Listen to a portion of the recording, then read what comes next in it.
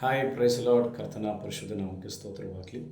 ಈ 5 minutes with ಎಂಬ ಕಾರ್ಯಕ್ರಮಕ್ಕೆ ನಿಮ್ಮನ್ನು ಪ್ರೀತಿಯಿಂದ ಸ್ವಾಗತಿಸುವನಾಗಿದ್ದೇನೆ. ಪ್ರಿಯರೇ, ಮತ್ತಾಯನು ಬರೆದ ಸುವಾರ್ತೆ 1ನೇ ಅಧ್ಯಾಯ 21ನೇ ವಚನದಲ್ಲಿ ಈ ರೀತಿಯಾಗಿ ನಾವು ನೋಡ್ತೇವೆ. 20ರಿಂದ ಅವನು ಇದನ್ನು ಆಲೋಚಿಸುತ್ತಿದ್ದನು. ಕೂಡಲೇ ಕರ್ತನ ದೂತನು ಅವನಿಗೆ ಕನಸಿನಲ್ಲಿ ಕಾಣಿಸಿಕೊಂಡು, ಎಲೆ ಯೋಸೇಫನೇ, ದಾವೀದನ ವಂಶದವನೇ, ನಿನ್ನ ಹೆಂಡತಿಯಾದ ಮರಿಯಳನ್ನು ಸೇರಿಸಿಕೊಳ್ಳುವುದಕ್ಕೆ ಅಂಜಬೇಡ. ಆಕೆಯ ಗರ್ಭವು ಪವಿತ್ರಾತ್ಮದಿಂದಲೇ ಆದದು. ಆಕೆಯೊಬ್ಬ ಮಗನನ್ನು ಹಡೆಯುವಳು.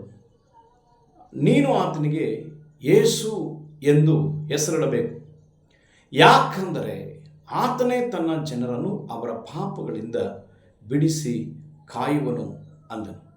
ಯೇಸು ಅಂದರೆ ಅರ್ಥ ಅವರ ಪಾಪಗಳಿಂದ ಜನರನ್ನು ಬಿಡಿಸಿ ಕಾಯುವನು. ಪ್ರಿಯರೇ, ಅದೇ ಪ್ರಕಾರವಾಗಿ ಇಬ್ರಿಯ ಪತ್ರಿಕೆ 2ನೇ ಅಧ್ಯಾಯ 17ನೇ ವಚನದಲ್ಲಿ ನಾವು ನೋಡ್ತೇವೆ. ಆದುದರಿಂದ ಆತನು ಎಲ್ಲ ವಿಷಯಗಳಲ್ಲಿ ತನ್ನ ಸಹೋದರರಿಗೆ ಸಮಾನನಾಗಬೇಕಾಗಿ ಬಂತು. ಹೀಗೆ ಆತನು ಜನರ ಪಾಪಗಳನ್ನು ನಿವಾರಣೆ ಮಾಡುವುದಕ್ಕಾಗಿ ದೇವರ ಕಾರ್ಯಗಳಲ್ಲಿ ಕರುಣೆಯೂ ನಂಬಿಕೆಯೂ ಉಳ್ಳ ಮಹಾಯಾಜಕನಾದನು.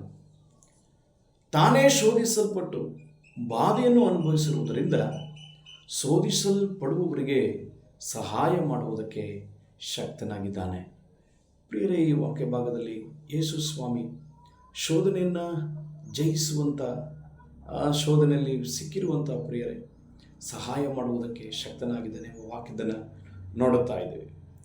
4ನೇ ಅಧ್ಯಾಯ ಅದರ 15ನೇ ವಾಕ್ಯ, ಇಬ್ರಿಯ ಪತ್ರಿಕೆ 4:15ರಲ್ಲಿ, ಯಾಕಂದರೆ ನಮಗಿರುವ ಮಹಾಯಾಜಕನು ನಮ್ಮ ನಿರ್ಬಲಾವಸ್ಥೆಯನ್ನು ಕುರಿತು ಅನುತಾಪವಿಲ್ಲದವನಲ್ಲ. ಆತನು ಸರ್ವ ವಿಷಯಗಳಲ್ಲಿ ನಮ್ಮ ಹಾಗೆ ಶೋಧನೆಗೆ ಗುರಿಯಾದನು, ಪಾಪ ಮಾತ್ರ ಮಾಡಲಿಲ್ಲ. ಆದುದರಿಂದ ನಾವು ಕರುಣೆಯನ್ನು ಹೊಂದುವಂತೆ ಆತನ ದಯೆಯಿಂದ ಸಮಯೋಚಿತವಾದ ಸಹಾಯ ನಮಗೆ ದೊರೆಯುವಂತೆ ಧೈರ್ಯದಿಂದ ಕೃಪಾಸನದ ಮುಂದೆ ಬರೋಣ ಎಂಬಂತಹ ವಚನವನ್ನು ನಾವು ನೋಡ್ತೇವೆ.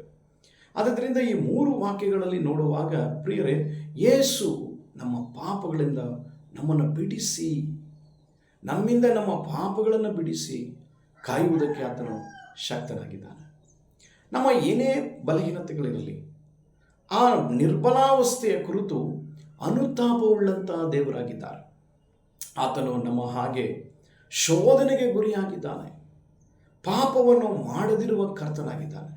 ಆದ್ದರಿಂದ ಶೋಧನೆಗೆ ಗುರಿಯಾಗಿರುವುದರಿಂದ ನಾವು ಯಾರೆಲ್ಲ ಶೋಧನೆಗೆ ಒಳಗಾಗ್ತಾ ಇದ್ದೇವೆ, ಶೋಧಿಸಲ್ಪಡ್ತಾ ಇದ್ದೇವೆ, ಪ್ರಿಯರೇ, ನಮಗೆ ಸಹಾಯ ಮಾಡುವುದಕ್ಕೆ ಶಕ್ತನಾಗಿದ್ದಾನೆ.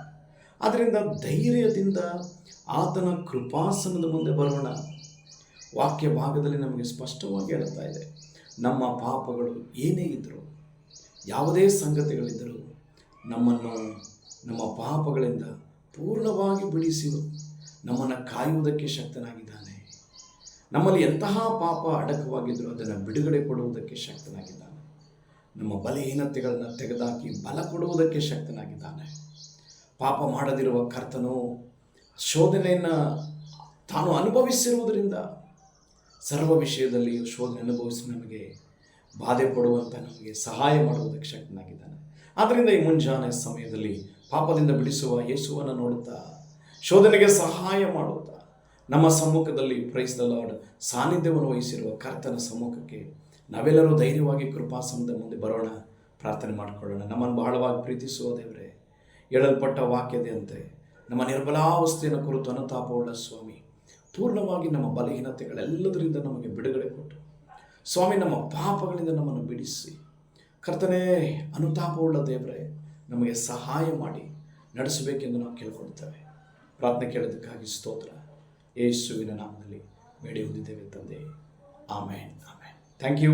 May God bless you. ಕರ್ತನು ನಿಮ್ಮೆಲ್ಲರನ್ನು ಅಧಿಕವಾಗಿ ಆಶೀರ್ವದಿಸಲಿ. ಈ ವಿಡಿಯೋ ಮುಖಾಂತರವಾಗಿ ದೇವರ ನಾಮ ಮಹಿಮೆ ಪಡಲಿ, ನಿಮ್ಮೆಲ್ಲರ ಆತ್ಮನ ಪ್ರಯೋಜನಕ್ಕಾಗಿ ಉಪಯೋಗವಾಗಲಿ. Praise the Lord. God bless you.